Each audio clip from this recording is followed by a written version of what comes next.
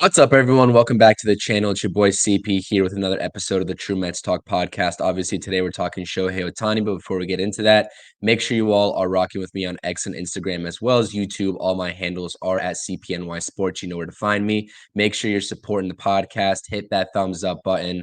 Comment your thoughts and opinions on everything related to the Mets and Shohei Ohtani, or anything else for that matter. I'd love to hear what you think. Subscribe to the channel, bottom right hand corner as you're watching this. Without further ado, let's get into it. The shallow right field, stumbling start for Stewart. He comes up and crossed to deep left field by Alvarez, and that's going to win 4 straight games for the second time in his. He's home. All right, so Shohei Ohtani is going to be a hot commodity on this market. If you missed the Roundtable podcast with Talking Mets with Rob, myself, Nelson from Amish Country Mets Fan, and Mets Talk with Hayden, make sure you go check that out. It's on my channel. We went live yesterday to discuss everything related to the New York Mets as of recent, including Shohei Ohtani, including Yoshinobu Yamamoto, including Carlos Mendoza. Great discussion with the fellows on that podcast. So make sure you're checking that out. That is every Monday night.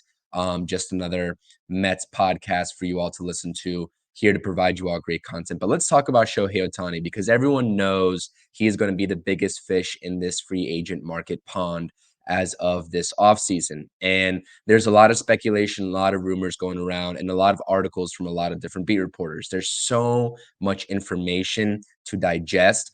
And a little bit of a disclaimer before we get into any sort of talk about some potential suitors or what sort of contract he's going to be looking for or might receive.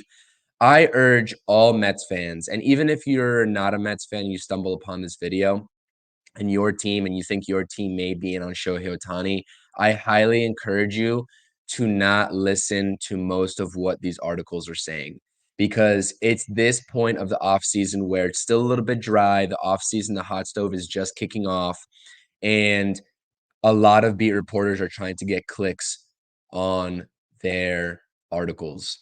I highly encourage you to just take everything you read with a grain of salt, because there's conflicting reports from conflicting different people. And a lot of people, I'm not going to call out any beat reporters, because at the end of the day, this is their careers, this is their livelihoods. But at the end of the day, everyone could probably sort of lump in the category of reporters that I'm talking about with these conflicting reports. Everybody's going to have their own piece, their own think piece about Shohei Ohtani, and that's okay. But the problem is when these articles start to go into more of a factual tone, where everyone knows nobody knows anything about Shohei Ohtani right now. They don't know anything about his geographic preference. They don't know anything about whether he's going to sign a long-term or short-term deal. And they don't even know if he's going to end up leaving the Angels. We all presume he's going to be leaving the Angels, but everybody's been talking about Shohei Ohtani in a light that he's for certain leaving that organization, which makes every sense in the world. I understand that, but nobody really is putting out any sort of content or articles saying, oh, well, he might just go ahead and buy back into the Angels and sign there for a short-term deal or a long-term deal, whatever you may have you. So that's sort of this thing to keep in mind of. Now, as it pertains to the New York Mets and Shohei Ohtani, I know this is what everybody, here on my channel presumably wants to listen to, is the Mets portion of the Shohei Ohtani talk.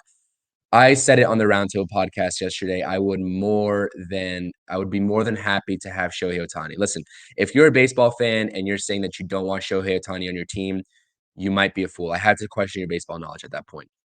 But there is something to be said for the Mets having other needs and greater needs, given this payroll and the expectations that Steve Cohen, or that this fan base has for Steve Cohen in terms of the payroll. I understand he's Uncle Steve, Uncle Moneybags, richest owner in baseball, $15 billion net worth, whatever may have you. But there are limitations to this. There are limitations to his wallet, and there are limitations to how much he's willing to spend, whether it be 400 million or 500 million. Like, that's a limitation within itself. That's something that we've never seen before out of anybody outside of him, but that's a limitation, right? So you look at the Mets. The Mets are at already $239 million for a projected 2024 payroll. That's before Pete Alonso extension, and that's before any other free agent signings and any other contracts they take on.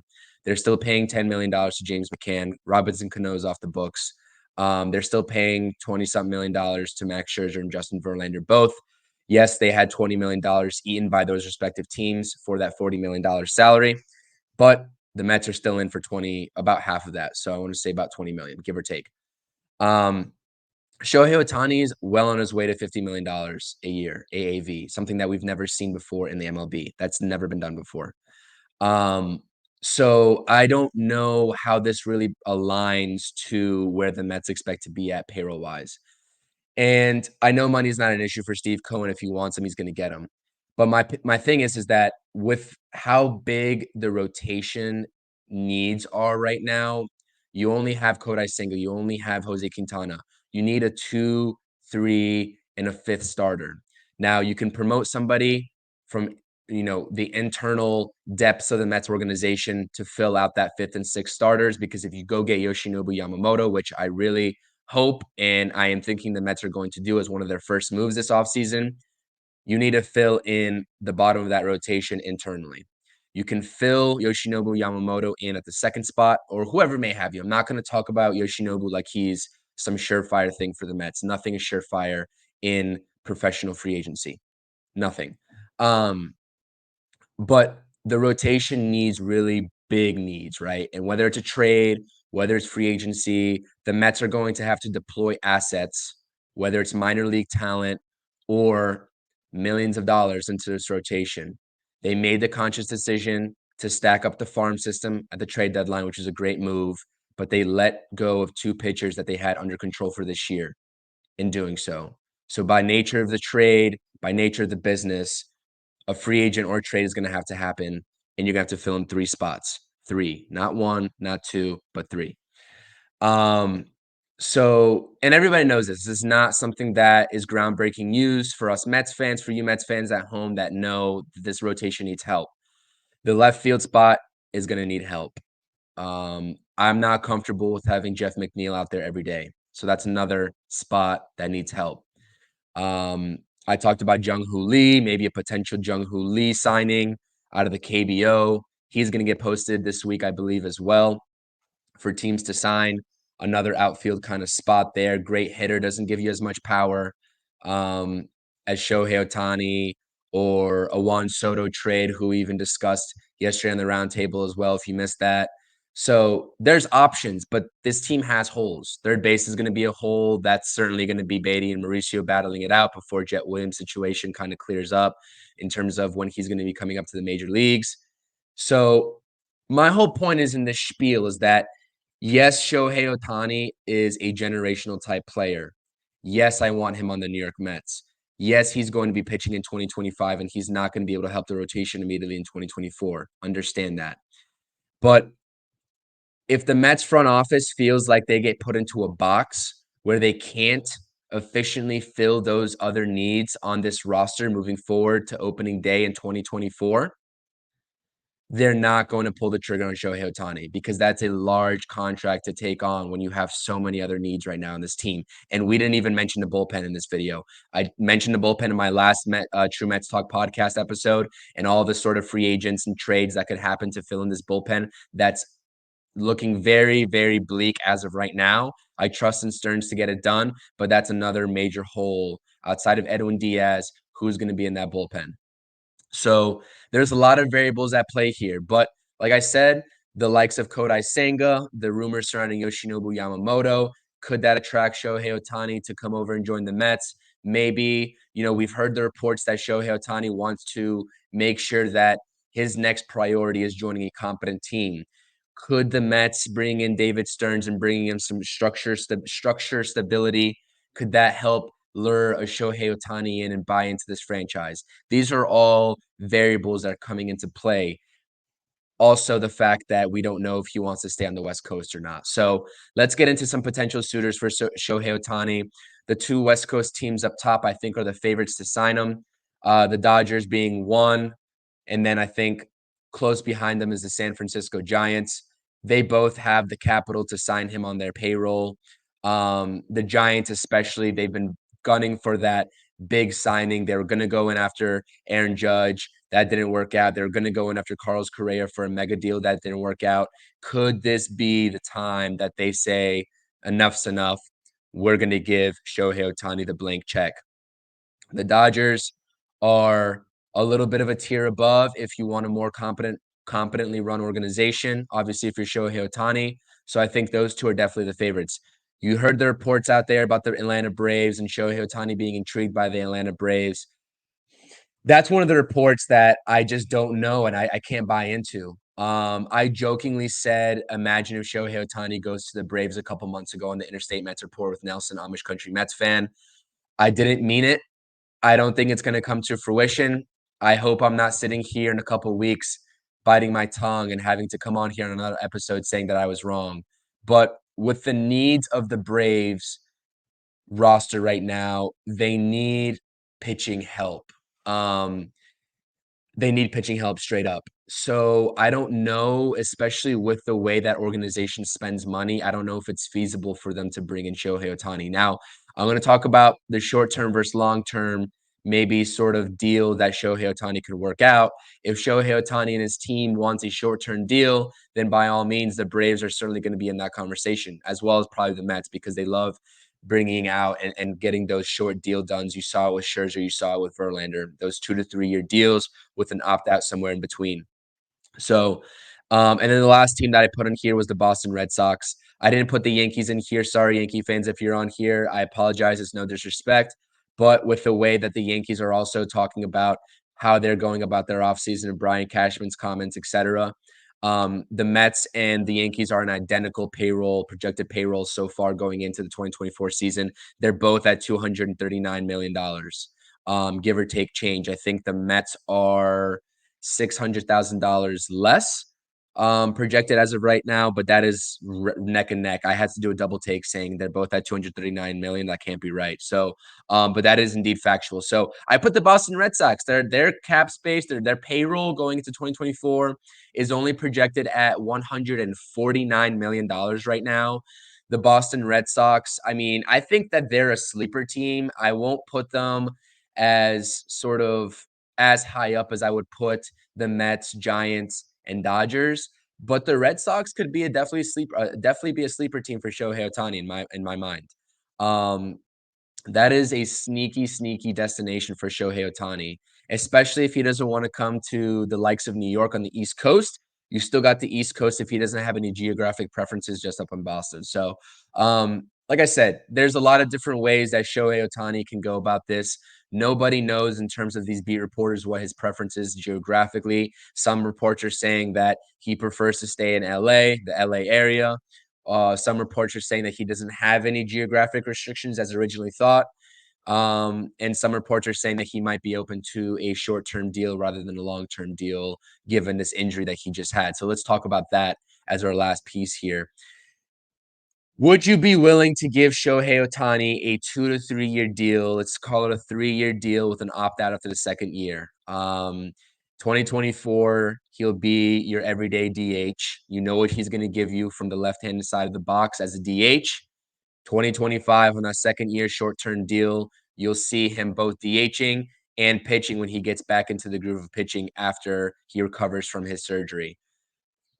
I don't know if listen, Shohei Ohtani's age is also a factor here. He's 29 going on 30. He doesn't have a big window for him to get sort of this mega deal. If it's going to happen, it's going to happen within the next year or two. So if you're Shohei Ohtani's camp and teams around the league are sort of questioning you on, well, why should I pay you XYZ amount of money if Shohei Ohtani is not going to be pitching for me in 2025?